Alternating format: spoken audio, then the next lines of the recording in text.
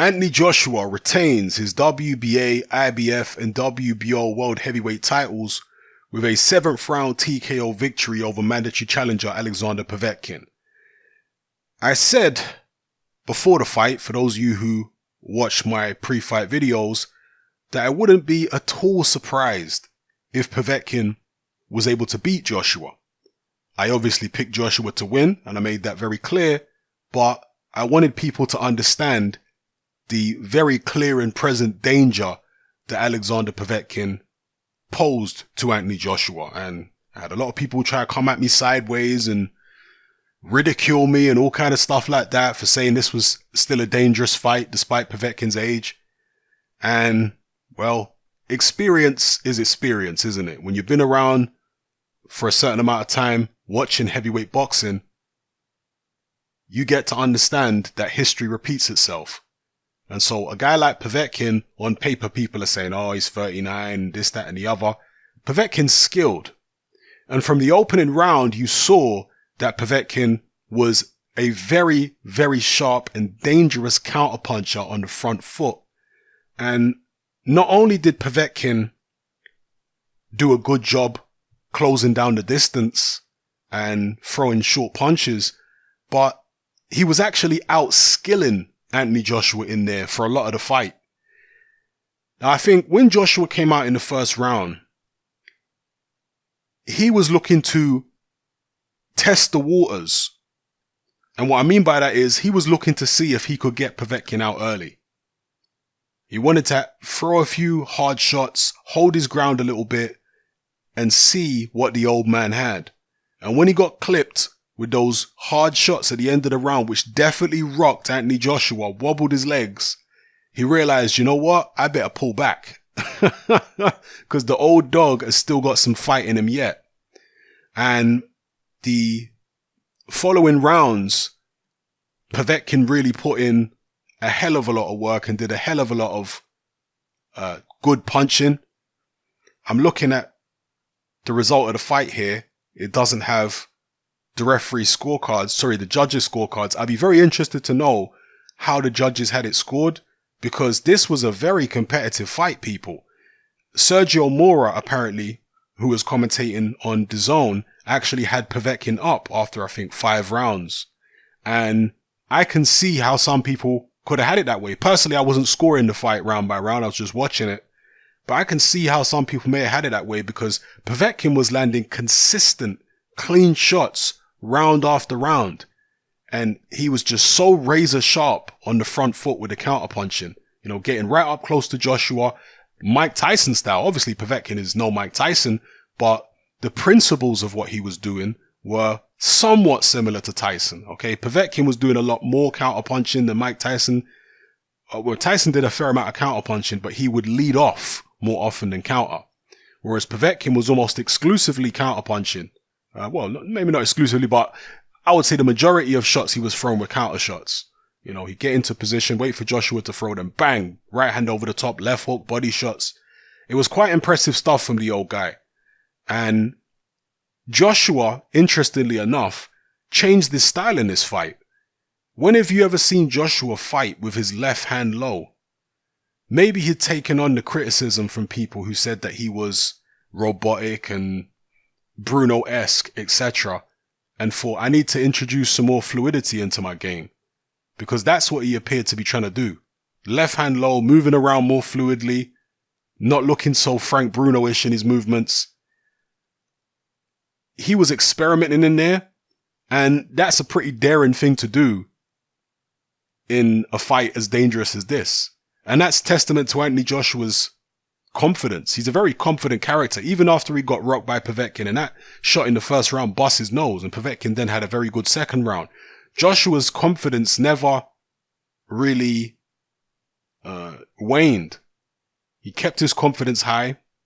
He's been in these big fights several times before, and he just tried to stick to his boxing.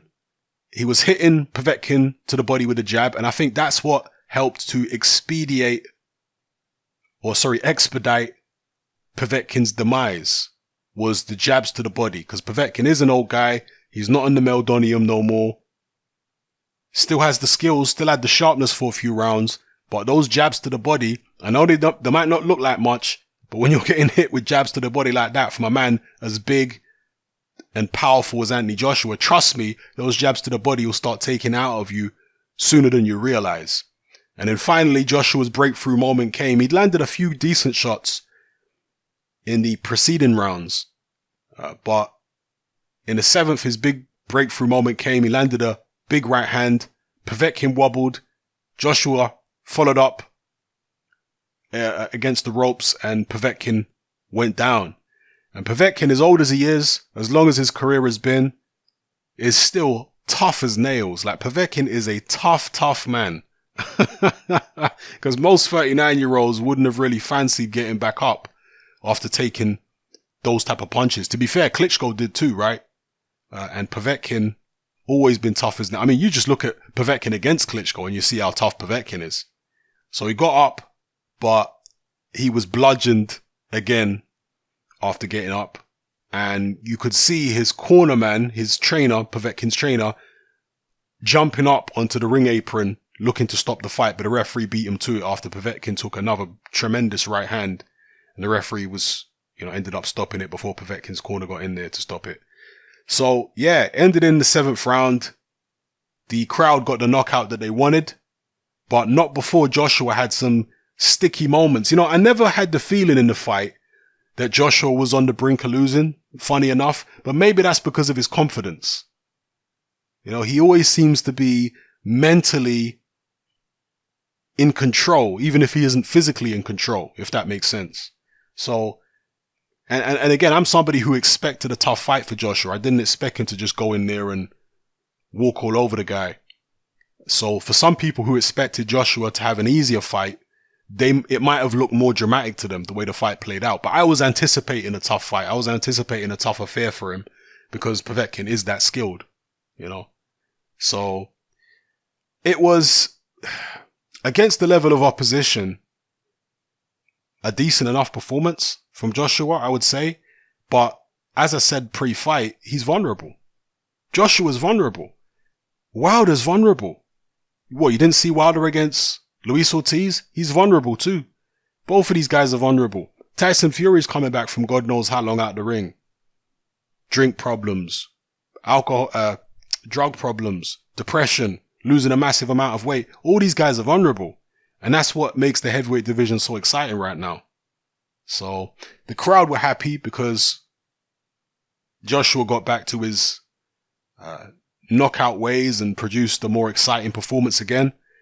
This fight didn't sell out, and there might be various different reasons for that. One of them being the fact that StubHub had been reined in, apparently. But also, as I've mentioned in previous uploads,